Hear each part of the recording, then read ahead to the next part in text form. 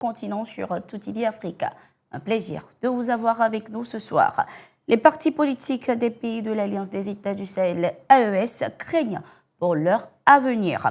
Au Niger, les assises nationales ont proposé la suspension des activités de tous les partis politiques. De même, au Mali, les forces vives de la nation ont récemment suggéré leur dissolution. Que reproche-t-on réellement aux partis politiques des pays de cette confédération? C'est le thème de ce soir. Pour en discuter, je suis sur ce plateau avec M.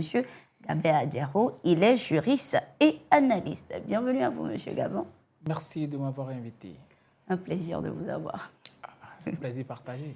Alors, nous parlons des partis politiques qui sont en difficulté dans les pays du Sahel, notamment le Mali, le Niger et puis le Burkina Faso. Ces derniers craignent une dissolution définitive. Comment expliquer cette situation?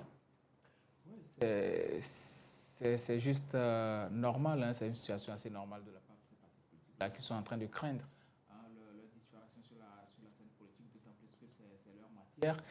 La politique, c'est leur matière. Malheureusement que ces pays-là se sont retrouvés dans une situation assez difficile, une situation sécuritaire qui appelle aujourd'hui à une certaine stabilité du coup. Bon, aujourd'hui, les forces vives de la nation, c'est-à-dire toutes les couches les plus sensibles de ces nations-là, proposent d'autre part la suspension et d'autre part la suppression tout court de ces partis politiques-là. Et c'est tout à fait normal que ces partis-là craignent parce que c'est plusieurs années de travail pour pouvoir avoir une certaine assise nationale, c'est plusieurs années de travail. Et aujourd'hui, quand on vous dit que non, on va suspendre vos activités, suspendre, ça peut se comprendre dans une certaine mesure où on peut comprendre que les partis politiques ne peuvent plus mener véritablement leurs activités en parcourant toute l'étendue du territoire, mais les suspendre ou bien les supprimer, les dissoudre, c'est un peu compliqué pour ces partis politiques-là. Ils n'auront plus véritablement de matière pour pouvoir exercer leurs activités ou bien, entre griffes, leur métier. Donc, pour moi, je pense que c'est un peu aller trop loin, même si on peut trouver quelques bémols par rapport à certains particules. Moi, je les appelle ainsi parce que ce sont des partis politiques qui sont véritablement très régionalistes, très ethnicistes et qui ne couvrent pas véritablement l'étendue du territoire. Et bon, parfois, c'est un problème pratiquement dans tous les pays de l'Afrique où certains partis politiques se résument juste à leur leader ou bien les militants, c'est juste à la famille du leader. Donc, du coup, ces partis-là, on peut revoir aussi leur méthodologie. Bon, dans quelle mesure on peut soit les amener à se conformer au test ou bien soit les dissoudre tout simplement. Je pense qu'on va, sur ce côté, on va y revenir le long de cette émission. Mais il faut également rappeler qu'on accuse ces partis politiques d'avoir échoué dans leur mission. Les populations estiment que ces partis ont privilégié la conquête du pouvoir au détriment d'une vision politique cohérente, tout en les abandonnant pour des intérêts particuliers. Mais est-ce que c'est une raison valable, selon vous, pour dissoudre ces partis? Non, ce n'est pas une raison valable. Ces populations-là, ceux-là qui disent ça, c'est peut-être qu'ils sont dans l'émotion. Parce qu'avant l'avènement de ces militaires-là au pouvoir, ben, ce sont ces partis politiques-là qui fonctionnaient. Ce sont ces partis politiques-là qui menaient des actions sur le territoire et menaient bien leurs actions, même si il peut y avoir des brebis galeuses. Il faut dire quand même que la plupart des partis politiques, l'objectif même, c'est d'avoir le pouvoir d'État, de l'exercer. Donc, si un parti politique en quête de ce pouvoir-là, je ne vois pas de mal à ce qu'un leader de parti politique ou bien un parti politique veuille diriger un pays un jour. Donc, c'est tout à fait normal. Maintenant, qu'est-ce qu'il fera du pouvoir d'État? Qu'est-ce qu'il fera quand on lui donnera l'appareil d'État? C'est ça le problème. Mais il ne faut pas également oublier la population. Oui, c'est aussi ça le problème. Ça, c'est un problème d'ordre général, c'est un problème de gouvernance. On l'a vu dans plusieurs pays, des opposants charismatiques qui sont venus, qui ont fait beaucoup d'années dans l'opposition, mais dès qu'ils sont venus au pouvoir, les populations ont cru à un certain moment que bon, c'est le Messie. Mais lui aussi, il est venu, il a fait le carnage. On a vu le cas d'Alpha Condé, notamment en Guinée. Donc aujourd'hui, le problème qui se pose aujourd'hui, c'est de se poser la question de savoir qu'est-ce qu'on fait réellement du pouvoir d'État. peu importe la personne qui vienne, que ce soit celui qui est là, que ce soit un autre membre qui va venir, qu'est-ce qu'on en fait? Et la plupart du temps aussi, on a cette tendance-là à diviniser les leaders en Afrique. C'est ça qui pose problème. Quand quelqu'un vient au pouvoir, on pense que c'est le Dieu, c'est lui qui doit décider de tout, ce qui fait que la personne se prend pour un léviathan, et c'est lui qui doit se décider de tout, c'est lui qui prend pratiquement toutes les décisions et il n'y a personne pour le contredire. Ce qui fait que la personne met les pieds dans les plats et il fait ce qu'il veut. Mais la plupart du temps, au Ghana, par exemple, Rawlings, les institutions qu'il avait créées, il les avait créées pour que, même si le diable venait au pouvoir, il ne puisse pas agir comme il le souhaite. Et on constate aujourd'hui au Ghana que le pouvoir d'État, c'est quelque chose qui est contrecarré, c'est quelque chose que il y a tellement de garde-fous, tu ne peux pas dévier. Même chose au Sénégal, on l'a vu avec le cas Macky Sall. Donc, ce sont ces pays-là, moi, je les appelle des démocraties à célébrer parce qu'au moins, les institutions fonctionnent. Et ce sont les institutions qui fonctionnent qui fonctionnant dans un État permettent à l'État d'évoluer. Sinon, un individu, avec la boulimie du pouvoir et tout, c'est vite parti en vrille. Donc, pour moi, ce ne sont pas les leaders qui viennent au pouvoir qui posent problème, mais ce sont les institutions qui restent en place. Et surtout, donc, il faut pas ceux qui animent ces partis, institutions-là, pour moi, c'est l'objectif ne doit pas être de dissoudre les partis politiques parce que ça aussi, ça pose problème. Quand vous êtes au pouvoir et que vous n'avez pas de contrepoids, quand vous n'avez pas des gens qui peuvent vous dire non, ce que vous êtes en train de faire, ce n'est pas du tout bien, alors que ces gens-là aussi font partie intégrante de la population, je pense que ça va poser problème. Il faut aller mollo dans ce sens-là. Est-ce que vous pensez qu'il faut une réforme en profondeur? Oui, il faut une réforme en profondeur parce que je viens de le dire, dans la plupart de nos pays aujourd'hui, pratiquement tout le monde se lève et puis crée son parti politique. Il suffit juste qu'il rassemble quelques personnes autour de lui, ils prennent leur carte d'identité et tout, et puis se constituent un parti politique. C'est ça aussi le problème aujourd'hui. Après, on n'arrive pas, nos États n'ayant pas véritablement d'instruments, on n'arrive pas véritablement à contrôler ces partis politiques-là. Ce n'est pas que l'implémentation ou bien l'implantation sur l'ensemble du territoire national, mais aussi et surtout les sources de financement. Il y a beaucoup de choses qui rentrent à jour aujourd'hui, surtout pour ces pays de l'AES ou bien les pays de l'Afrique de l'Ouest qui sont en train de subir quand même le coup des terroristes. Il faut véritablement vérifier les sources de revenus de ces partis politiques-là, quelles sont leurs idéologies, parce que les partis politiques aujourd'hui, c'est pourquoi dans la plupart des pays occidentaux aujourd'hui, il y a de nouveaux courants de partis politiques qui émergent. Nouveaux qui émergent pour donner un peu d'allant à la politique aujourd'hui. Mais chez nous, c'est un peu plus classique. Certains partis politiques, mais tu ne sais même pas s'ils sont d'obédience socialiste ou bien communiste. Ils sont juste là, c'est juste un parti politique. Et puis, ils sautent dans tous les plats. C'est un peu compliqué. Il va falloir qu'on arrive quand même à contrecarrer pratiquement ces partis politiques-là. Même nos chartes de création des partis politiques doivent être révisées parce que ces chartes-là, ça date depuis les années 90 jusqu'à aujourd'hui. Il y a beaucoup de choses qui sont passées. Il y a assez de nivellement de valeurs. Je pense qu'il faut aller dans le sens de reconstruction quand même de ce cadre politique pour permettre à ce que ceux-là qui sont des gens assez valeureux viennent en politique et pas que des aventuriers. Également, au vu de tout ceci, est-ce qu'on peut considérer ces partis comme des acteurs majeurs dans la direction prise par les autorités au pouvoir dans le Sahel? Bon, est-ce que je le dirais ainsi? Ces autorités, ces nouvelles autorités-là qui sont dans le Sahel, ils prônent beaucoup plus la stabilité. Ce sont des militaires et ils sont venus pour une cause, c'est-à-dire la lutte antiterroriste. Donc aujourd'hui, pour eux, ces partis politiques-là ne font pas véritablement l'affaire et la plupart, on ne connaît pas leurs sources de financement. On l'a vu notamment au Niger où quelqu'un qui a eu longtemps à coopérer avec Mohamed Bazoum, aujourd'hui se retrouve, c'est un leader de parti politique, mais aujourd'hui, il se retrouve pratiquement avec les rebelles.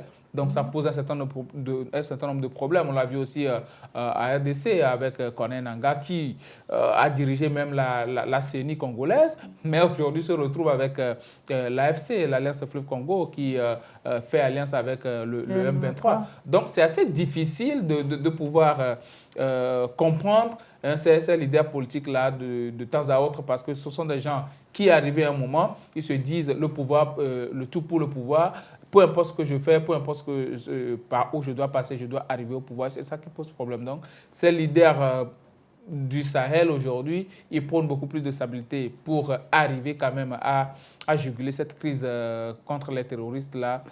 Mais pour moi, ce ne sont pas des politiques patentées et il faut véritablement des conseillers pour leur dire là où il faut mettre les pieds parce que des en conseils voulant... pour dire à qui? Oui, à ces leaders, à ces présidents du Sahel aujourd'hui, parce que si vous voulez supprimer les partis politiques, vous voulez leur enlever ce qu'ils font comme activité politique sur le territoire, parce que les partis politiques apportent beaucoup de choses. Mais Ils est-ce que c'est sensibilisent, eux, ils c'est la éduquent aussi. population également? C'est pas eux, ce sont des propositions qui émanent de la population en Bon, quelque sorte. les propositions qui émanent de la population, je ne suis pas sûr qu'ils sont passés par toutes les maisons pour demander quand même à ces populations-là, bon, que voulez-vous, ainsi de suite, ainsi de suite. Non. Ceux-là aussi, ce ne sont pas ces leaders politiques, ce ne sont pas des gens qui sont tombés du ciel. Ce sont quand même des patriotes, ce sont des gens qui sont issus de ces pays-là et forcément, ils ont des partisans. Le mieux qu'on puisse faire, c'est de leur demander de se conformer, peut-être avec le cas d'Umbuya et Cellou Dalein Diallo de l'autre côté de la Guinée. On leur demande juste de se conformer aux règlements nationaux. Et moi, je pense que ça doit aller dans ce sens-là, pas les dissoudre, parce qu'il y a véritablement des partis politiques qui sont historiques et qui portent en eux véritablement la lutte indépendantiste aussi nationaliste de ces pays-là. Maintenant, il y a eu une autre donne, c'est-à-dire le terrorisme qui est venu pratiquement chambouler les choses. Ça va finir, ce terrorisme, ça va finir, mais après, qu'est-ce que ces pays-là vont devenir? Donc, il faut créer un cadre politique assez sain pour que chacun puisse s'exprimer, mais surtout dans le respect de la loi. Justement, quand vous parlez de cadre, est-ce que vous pensez que l'AES doit avancer vers la création d'un parti unique? Non, pas du tout. Pas du tout. Un parti unique, c'est le désastre. Là, on risque de reculer, comme l'a dit un ancien président de plus de 100 ans. On est déjà dans la démocratie. Vous savez, la démocratie, beaucoup de personnes contestent certes ce système politique-là, mais c'est le meilleur système politique qui puisse exister.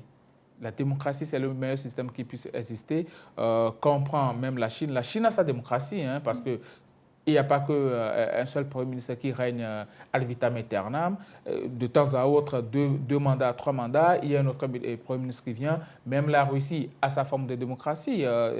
Poutine n'a pas été président jusqu'au jour d'aujourd'hui. Il y a Dimitri Medvedev qui était venu entre-temps. Donc, du coup, il y a toujours du changement. À chaque moment qu'il y a du changement, il y a un nivellement de valeurs et chacun veut faire mieux que l'autre.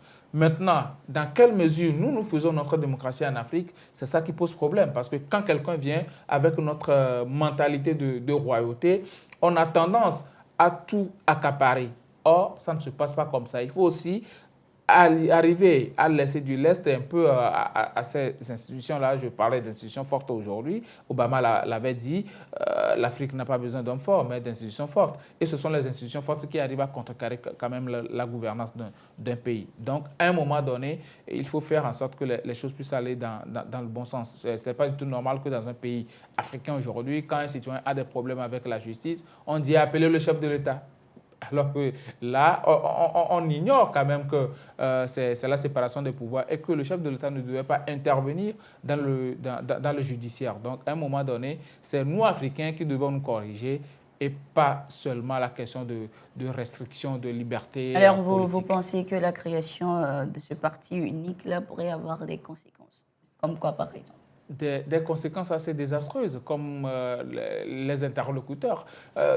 Décider de créer un parti unique, c'est juste peut-être pour se dire, bon, on regarde dans le même sens, on regarde dans la même direction, alors que forcément, il y a des gens qui ont d'autres mentalités, qui ont d'autres idéologies à apporter. Mais si vous demandez de créer un parti politique unique, on va regarder dans la même direction. Et on sait très bien que dans ces partis politiques-là, c'est un leader, c'est une idéologie, c'est dans la même direction. Donc, comment tu vas faire pour pouvoir donner une autre appréhension quand même de la gouvernance de la nation si tu regardes dans la même direction ou bien si tu es obligé de regarder dans une même direction? Les partis uniques qu'on a eu entre-temps, avant les années 90, avant la chute du mur de Berlin, ce sont des partis politiques, ces partis-là, ils nous ont été imposés. ils nous ont été imposés parce que même pendant la lutte indépendantiste, il y avait plusieurs partis politiques. Je choisis juste le cas du Togo. Il y avait le CUT, le Juventus, le PTP, le CPN et autres là. Mais juste après, on est tombé dans ce travers de partis uniques et on a vu là où ça nous a mené avec les vents qui ont soufflé en 90 et tout. Donc, à un moment donné, il faut se dire qu'il faut une certaine ouverture politique dans nos pays et surtout permettre à ce que chacun puisse s'exprimer librement par rapport à son appréhension de la gouvernance de son pays. Alors, toujours dans ce sens, est-ce qu'on pourrait construire aujourd'hui un avenir politique commun, sans pluralisme ou sans opposition ou sans débat contradictoire? Non, sans débat contradictoire, ce n'est pas du tout possible.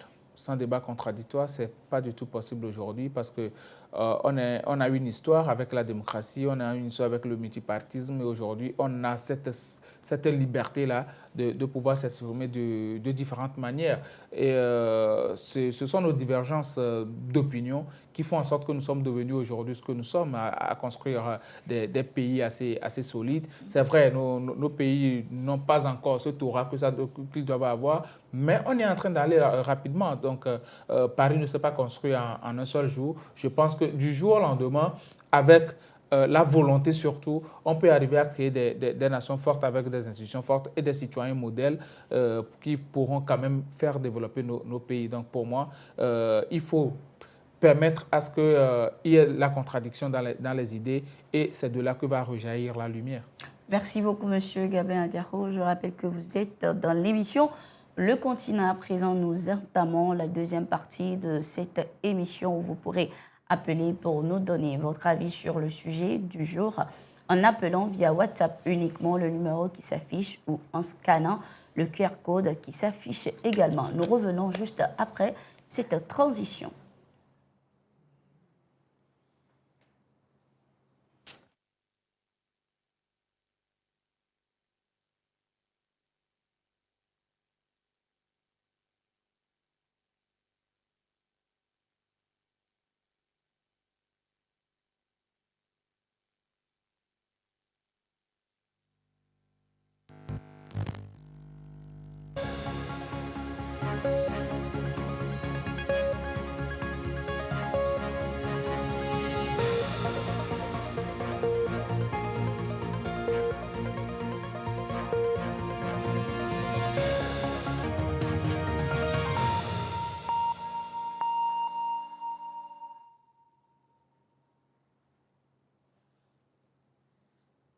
Vous êtes dans l'émission Le Continent sur Tout TV Africa. Bienvenue à tous. Si vous nous rejoignez maintenant, je rappelle que nous allons prendre nos invités qui sont également en ligne parce que nous sommes dans la deuxième partie de cette émission. En ligne avec nous, nous avons M. Baouri, il est le président de l'Union des ressortissants de la CEDEAO. Bonsoir, M. Ba. Bonsoir, madame. Merci de nous rejoindre ce soir pour ce débat. Que reproche-t-on aux partis politiques de l'Alliance des États du Sahel? Parce que vous savez comme moi, la plupart des populations proposent la dissolution de ces partis politiques.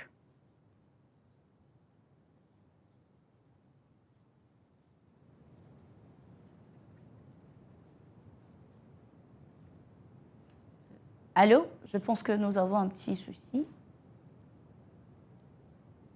Monsieur Ba, vous êtes là? Bon, nous allons y revenir, mais en attendant, nous allons discuter avec Monsieur Gabin. Alors, nous parlons de ces partis politiques-là.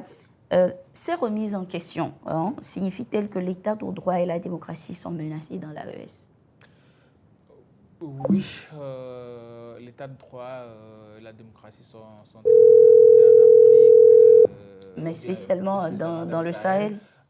On peut le dire ainsi, quand on veut quantifier quand même au niveau quand même de la compréhension. Allô? Alors, je pense que c'est réglé. Que reproche-t-on Bonsoir. Oui, bonsoir, monsieur. Merci de nous rejoindre. Que reproche-t-on aux partis politiques de l'Alliance des États du Sahel? Bon, moi, les analyses que j'ai faites, le propos des derniers citoyens, organisations de la société civile et les préfets qui se sont réunis pour proposer l'interdiction des partis politiques au Mali, je crois que c'est très malsain.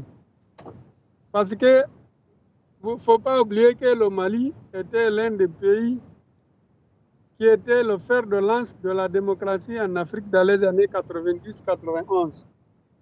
C'est à partir du site de Général Moussa Traoré qu'il y a eu l'événement de multipartisme au Mali. Je crois que les citoyens maliens, malgré les difficultés rencontrées pendant ces dernières décennies, la plupart d'entre eux tiennent beaucoup à leur démocratie. Je crois que cette tentative proposée par certains leaders et certains membres de la junte vise tout simplement à faire plaire au président de la transition et ses compagnons. À lui faire plaire en quel sens? Mais je crois que ça ne va pas prospérer. À lui plaire à quel sens? Allô? Vous êtes là? Monsieur Ba.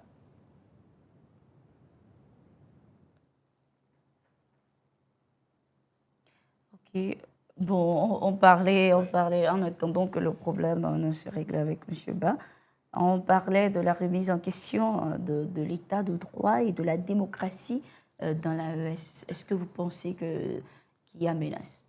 Oui, je pense véritablement qu'il y a menace du moment où il n'y a plus cette liberté politique-là, parce que la liberté politique aussi, c'est d'arriver à créer sa formation politique et regrouper ceux-là qui ont quand même la même idéologie que vous et essayer de convaincre la population par rapport aux élections, parce que tout se décide lors des élections de ce qui va être déposé dans les urnes, et c'est là que les populations décident. Les populations ne décident pas à la base. C'est pourquoi il y a une charte qui est écrite pour implémenter quand même les activités politiques sur un territoire donné. Donc si des citoyens remplissent les conditions pour créer leur formation politique, je pense que c'est tout à fait normal, et surtout s'ils respectent les règles qui sont quand même écrites à ce sujet-là, je pense que c'est tout à fait normal qu'on les laisse implémenter leurs activités politiques sur l'étendue du territoire. Maintenant, est-ce que ça va être accepté par le pouvoir en place, c'est-à-dire le pouvoir? Ah, M. Ba est de retour. Monsieur Ba est de retour, justement. Allô, Monsieur Ba? Oui, je disais que moi, les propos qui sont dans la résolution des organisations qui ont proposé l'interdiction des partis politiques, je crois que c'est un peu malsain. Parce que le Mali, c'est l'un des pays où il y a eu l'événement de la démocratie en Afrique dans les années 90. Et la plupart de ces citoyens tiennent à la démocratie et aux bonnes gouvernances. Je crois que proposer de suspendre les partis politiques, c'est tout simplement quelque chose qui n'est pas décent, vu que les Maliens ont habitué ils ont déjà consommé des alternances. Alors aujourd'hui, est-ce que vous pensez que l'AES doit avancer vers la création d'un parti unique? Bon, il y a cette tentation. Moi, ce que je préconise, c'est de rationaliser les partis politiques. C'est-à-dire, dans un pays de 10 à 20 ou 30 millions d'habitants, on peut avoir autorisé 2 ou 3 partis politiques où tous les leaders vont se réunir, vont faire les compétitions entre eux comme les primaires pour avoir des candidats et pour défendre des idées. Mais faire les partis uniques comme les années 80, je crois que c'est nous ramener encore 30 ans ou 35 ans en arrière.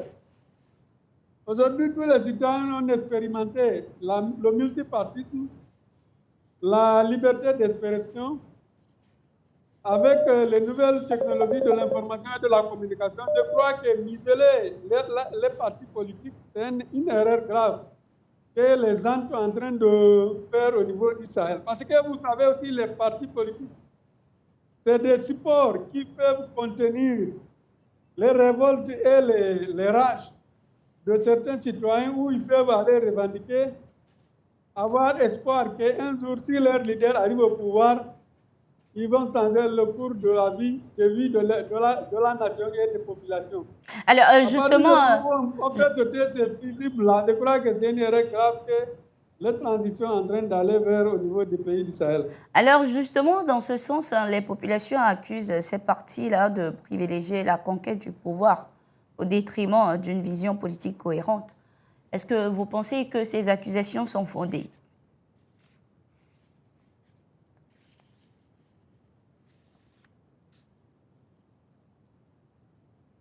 Pensez-vous que c'est... Finance pour changer quoi que ce soit dans un pays. C'est à partir du moment qu'ils sont aux affaires, c'est à partir de là on peut les citer. Mais vouloir dire que dépendre de l'intérêt des populations, je crois que ce n'est pas de tromper d'adversaires. Sinon, les partis politiques doivent exister pour contrôler, pour être un contre-pouvoir, pour contrôler les actions des gouvernants. Mais c'est que... Toujours un problème. Merci beaucoup, M. Ba. Merci d'avoir échangé avec nous ce soir. Je continue sur ce plateau avec M. Gabin. Mais tout d'abord, avant de continuer, j'aimerais dire, si vous aimeriez également échanger avec nous, vous pourrez appeler via WhatsApp uniquement le numéro qui s'affiche au bas de votre écran et assurez-vous que la connexion soit un petit peu stable. Ou soit vous pourrez également scanner le QR code qui s'affiche également. Allô, bonsoir à vous, monsieur. Oui, bonsoir, madame. Bonsoir à vous, monsieur. C'est un plaisir de vous avoir ce soir. Merci, merci. Bonsoir à votre invité. Bonsoir à vous. Alors, que pensez-vous de la création d'un parti unique au sein de l'AES? Non. Aujourd'hui, dans l'AES, on n'a pas besoin d'un parti unique de plusieurs partis. Nous avons besoin d'une vision. Si vous remarquez, votre invité est là. La plupart des grands pays développés sont passés par la période de forme. Acceptons-nous de mettre tout à mettre en place ce que la population veut et ce que nous voulons. Nous avons un parti politique. Il crée. Le trésorier, c'est sa femme. L'adjoint, c'est son frère. C'est comme ça. Je sais vous qui je sais de quoi je parle. Vous allez voir, le parti, il n'a même pas conseiller, il n'a rien, mais à chaque fois, ils vont aller prêter de l'argent, concourir pour les élections. Là, l'État leur donne l'argent, les subventionne.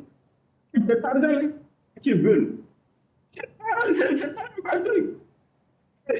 Pour le développement, c'est ça. Alors, est-ce que vous pensez qu'on doit dissoudre ces partis politiques? Pensez-vous qu'on doit dissoudre ces partis politiques? On ne va pas les dissoudre, mais on va les réformer. Puis le Mali des suivi et dit qu'il faut réformer. OK. Ils peuvent être des associations. Il n'y a pas de décision pour le tête d'un parti politique. Il y a un certain nombre de normes qui doivent suivre. C'est de la démocratie commerciale. Acceptez-nous de dire la vérité. Vous avez un parti politique. Celui du Burkina, le président de Syrie, il est ordonné Khalis. Disons-nous la vérité. C'est quelle valeur? Et notre peuple n'est pas mûr pour aller à la démocratie. La démocratie est un couronnement. Donc, vous pensez qu'au sein de l'AES, la démocratie n'est pas une solution? C'est un luxe. Il ne faut pas faire l'erreur. La démocratie est un luxe du pays. Ils ne font pas de la démocratie. Quel est le pays en Afrique qui fait de la démocratie? Même le Sénégal. Si le Sénégal est un pays démocratique, sans parler de pays, c'est pas Dieu merci. On sait ce qui s'est passé. En Côte d'Ivoire, on est en train de c'est ça la démocratie. Quand même. Dis-nous la vérité. On n'a plus le plan de quoi qu'on voit. C'est nous-mêmes. On va s'attendre pour nous dire la vérité. C'est quoi? C'est pas bon pour nous. Merci Et beaucoup, quand on se monsieur. trompe, absolument, on se trompe. Et on revient. Merci beaucoup, Ok, merci monsieur. pour l'émission. Merci beaucoup. Merci de nous avoir appelés ce soir dans l'émission Le Continent. La démocratie n'est pas une solution. Vous savez, c'est comme un couteau. Ça dépend de comment tu l'utilises ou bien ça dépend de l'utilisateur. Un couteau, ça peut servir quand même à faire de très bonnes choses, comme ça peut servir à faire de très mauvaises choses aussi. Donc, à un moment donné, c'est à nous de savoir dans quelle mesure nous pratiquons notre démocratie. L'auditeur qui est passé tout à l'heure a parlé de démocratie commerciale, et c'est tout à fait vrai, parce que la plupart du temps, ces partis politiques-là qui se créent de gauche à droite, pour certains, c'est pour avoir un financement. Et on l'a connu, hein, les guerres familiales qu'il y a eu entre-temps dans des partis politiques, tout simplement parce que le leader est mort, le fils doit prendre, le neveu veut prendre, puis il y a les autres membres aussi qui veulent venir à la tête du parti politique. C'est devenu quand même un outil commercial pour ces familles-là. Et puis le parti n'arrive pas à se désolidariser, excusez-moi, de celui-là qui l'a créé. Donc, à un moment donné, on se dit, bon, si je crée un parti politique, je veux avoir du financement.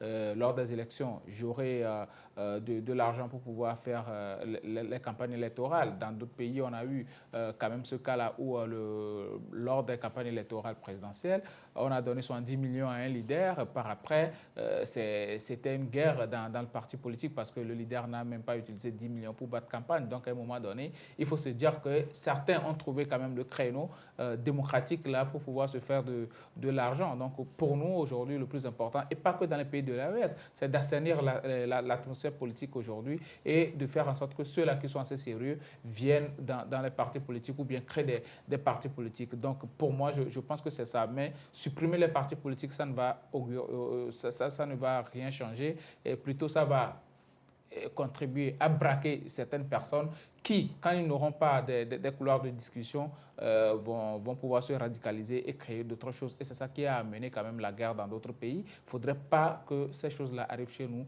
Prenons les choses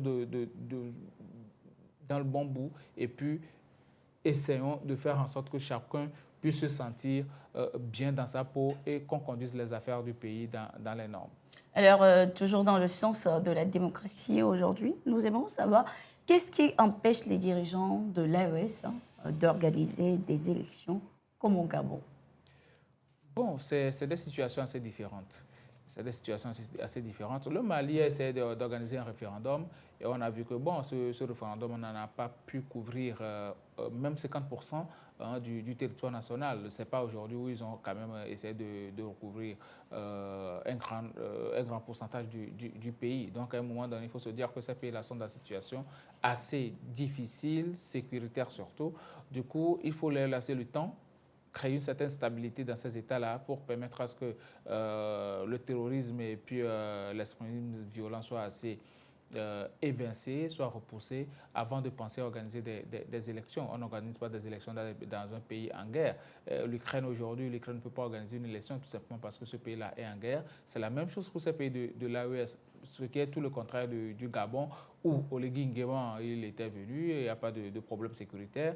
Et bon, il a eu le temps et la sécurité nécessaire pour pouvoir organiser ces élections qu'il a remportées haut les mains.